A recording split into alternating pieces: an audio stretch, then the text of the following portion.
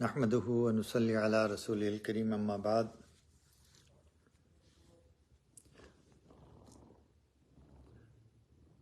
حضور صلی اللہ علیہ وسلم خاتم النبیین عیسیٰ علیہ السلام کی بشارت اور اپنی والدہ کا خواب ہیں۔ مسند احمد میں ہے، رسول اللہ صلی اللہ علیہ وسلم فرماتے ہیں، میں خدا کے نزدیک خاتم النبیین اس وقت سے ہوں جب کہ آدم علیہ السلام ابھی مٹی کی صورت میں تھے۔ میں تمہیں ابتدائی امر بتاؤں، میں اپنے باپ حضرت عیسیٰ علیہ السلام کی بشارت ہوں اور اپنی ماں کا خواب ہوں۔ انبیاء علیہ السلام کی والدہ کو ایسے ہی خواب آتے ہیں۔ تفسیر ابن کثیر سے یہ نقل کیا۔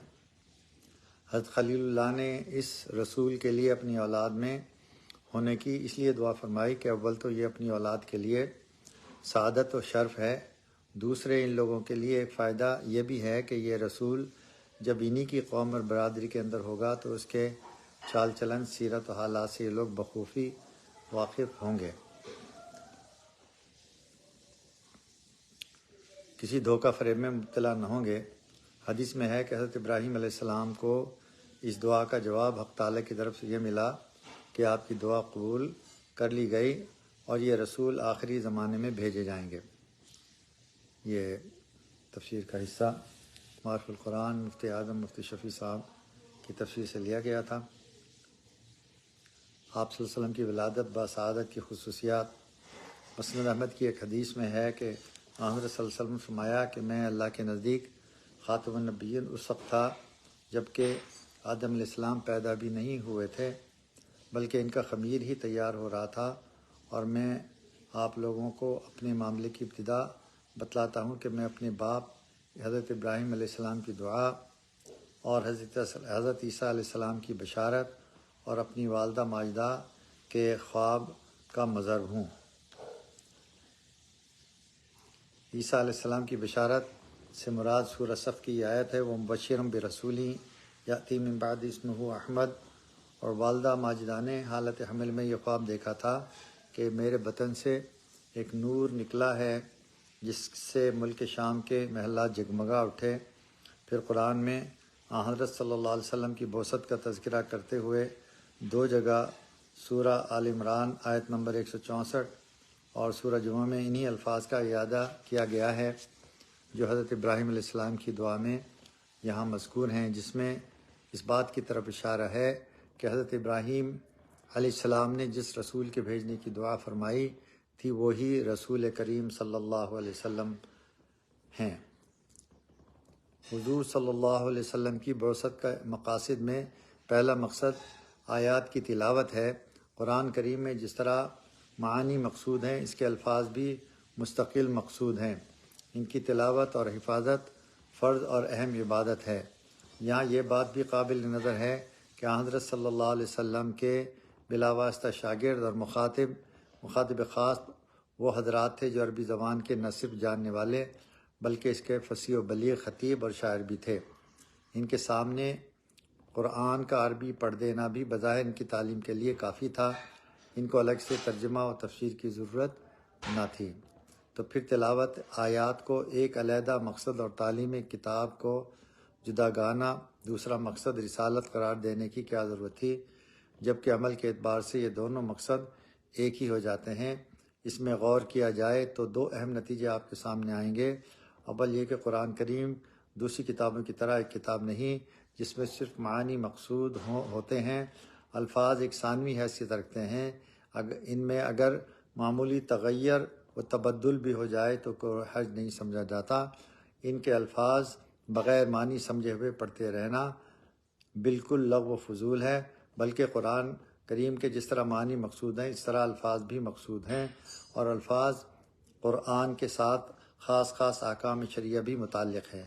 یہی وجہ ہے کہ اصول فقہ میں قرآن کریم کی یہ تعریف کی گئی ہے کہ هو النظم والمعنی جمیعا، یعنی قرآن نام ہے الفاظ اور معنی دونوں کا۔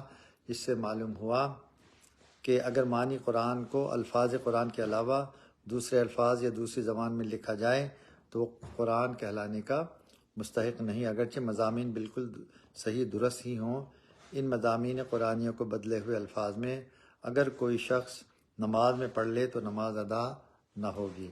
اسی طرح وہ احکام قرآن جو قرآن سے متعلق ہیں اس پر عائد نہیں ہوں گے۔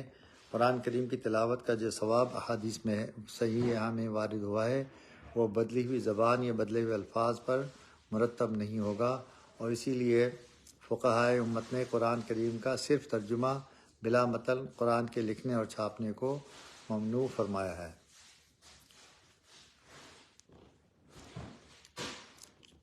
جس کو عرف میں اردو کا قرآن یا انگریزی کا قرآن کہہ دیا جاتا ہے، کیونکہ در حقیقت جو قرآن اردو یا انگریزی میں نقل کیا گیا ہے وہ قرآن کہلانے کا مستحق نہیں۔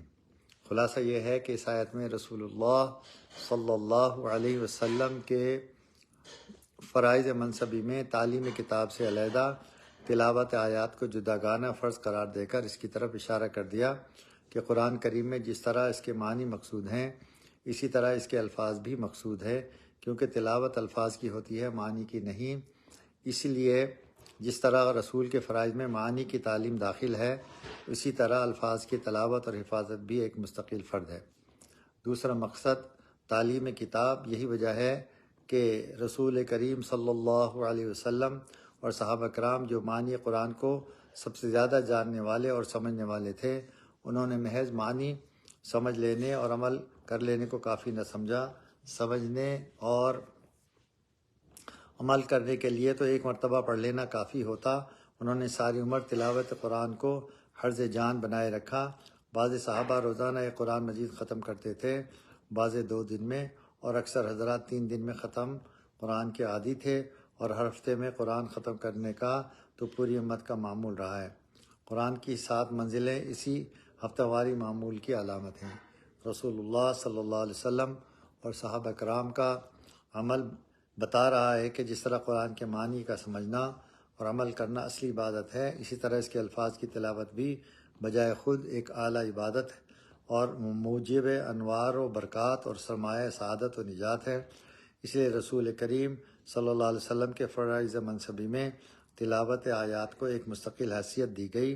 مقصد یہ کہ جو مسلمان فی الحال معنی قرآن کو نہیں سمجھتے وہ اس بدنصیبی میں مبتلا نہ ہو جائیں کہ الفاظ کو فضول سمجھ کر اس سے بھی محروم ہو جائیں۔ کوشش کرتے رہنا ضروری ہے کہ وہ قرآن کے معنی کو سمجھیں تاکہ قرآن کریم کے حقیقی انوار و برکات کا مشاہدہ کریں اور نزول قرآن کا اصل مقصد پورا ہو۔ قرآن کو معاذ اللہ جنتر منتر کی طرح صرف جھاڑ پھونک میں استعمال کی چیز نہ بنائیں، اور بقول اقبال مرحوم سورہ یاسین کو صرف اس کام کے لیے نہ سمجھیں کہ اس کے پڑھنے سے مرنے والے کی جان سہولت سے نکل جائے گی۔ آج تو ہر صنعت و حرفت پر سینکڑوں کتابیں لکھی ہوئی ہیں، طریقے بتائے ہیں، لیکن ان کتابوں کو دیکھ کر نہ کوئی درزی بنتا ہے، نہ باورچی یا لوہار۔ اگرچہ محض زبان جالل کسی فن کے حاصل کرنے اور اس کی کتاب کو سمجھنے کے لیے کافی ہوتا تو دنیا کے سب فنون اس شخص کو حاصل ہو جاتے جو ان کی کتابوں کی زبان جانتا ہے، اور اگر یہی ہوتا تو جو شخص عربی زبان سیکھ لے وہ معارف قرآن کا ماہر سمجھا جائے۔ تو آج بھی ہزاروں یہودی اور نصرانی عرب ممالک میں عربی کے بڑے ماہر ادیب ہیں، وہ سب سے بڑے مفسر قرآن مانے جاتے ہیں، اور عہد رسالت میں ابو جہل ابو لہب قرآن کے ماہر سمجھے جاتے ہیں۔ تیسرا مقصد تعلیم حکمت ہے۔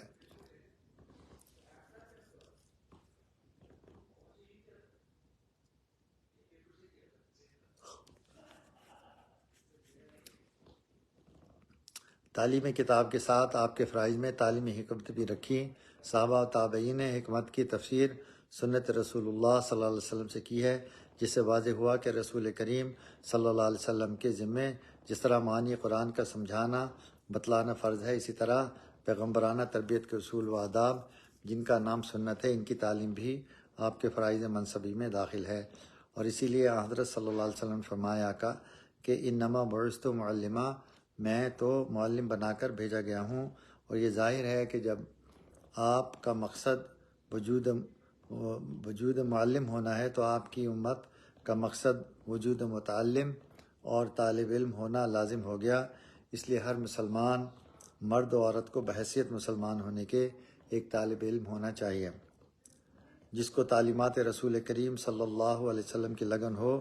اگر علوم قرآن و سنت کی مکمل تحصیل اور اس میں مہارت کے لیے ہمت و فرصت نہیں ہے تو کم از کم بقدر ضرورت علم حاصل کرنے کی فکر کرنی چاہیے۔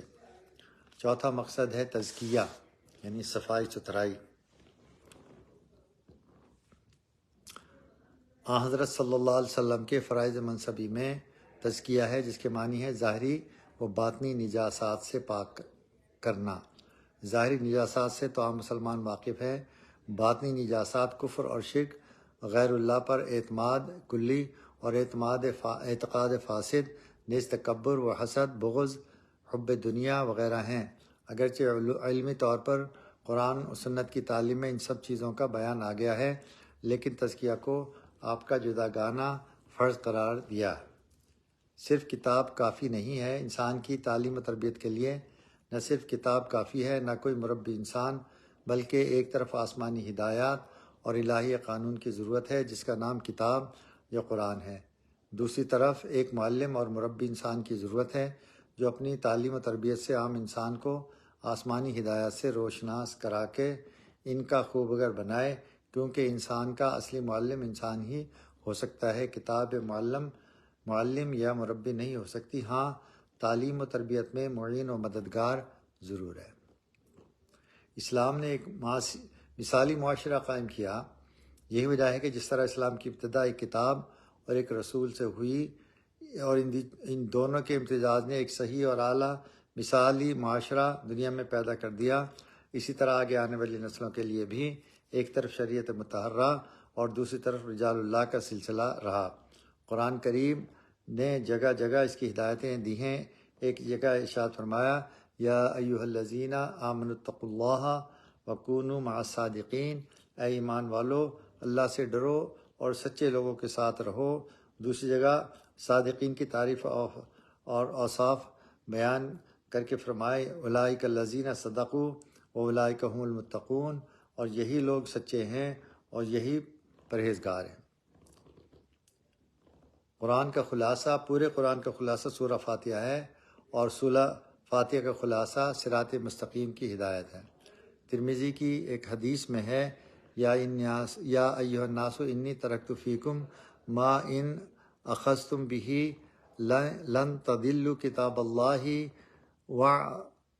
وعترتی اہل بیتی۔ ترمذی شریف کی حدیث مبارکہ ہے، اے لوگوں میں تمہارے لیے اپنے بعد میں دو چیزیں چھوڑتا ہوں، ان دونوں کو مضبوطی سے تھامے رکھنا، تم گمراہ نہ ہوگے، ایک کتاب اللہ اور دوسری میری اولاد اور اہل بیت۔ اور صحیح بخاری کی حدیث میں ہے، اقتدوا بالذین من بعد ابی بکر و عمر، یعنی میرے بعد ابو بکر اور عمر کا اتباع کرو۔ اور ایک حدیث میں ارشاد فرمایا، علیکم بسنتی و سنت الخلفاء الراشدین، میرے طریقے کو اختیار کرو اور خلفاء راشدین کے طریقے کو۔ قوموں کی اصلاح کے لیے دو چیزیں ضروری ہیں۔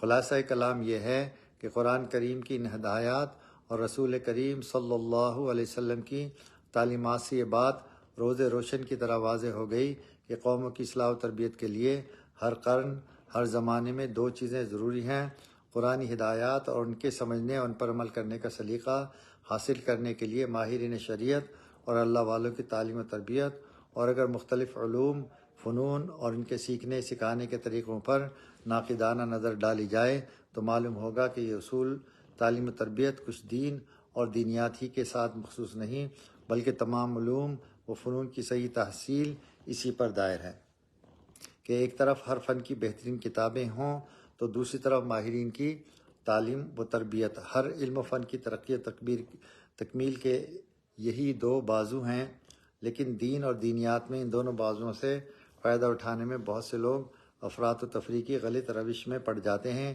جس کا نتیجہ بجائے فائدہ اٹھانے کے نقصان اور بجائے اصلاح کے فساد ہوتا ہے۔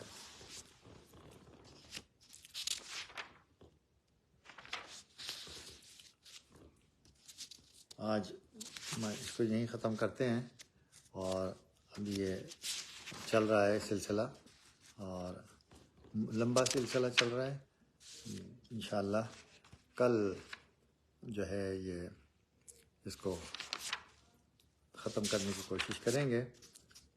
اس کے بعد پھر اگلی آیت ہوگی آیت نمبر 130 ہے 130. واخر دعوانا الحمدللہ رب العالمین. اللہ تعالیٰ کلام پاک کو پڑھنے کی اور اس کو سمجھنے کی، اس پر عمل کرنے کی توفیق عطا فرمائے. السلام علیکم ورحمۃ اللہ وبرکاتہ.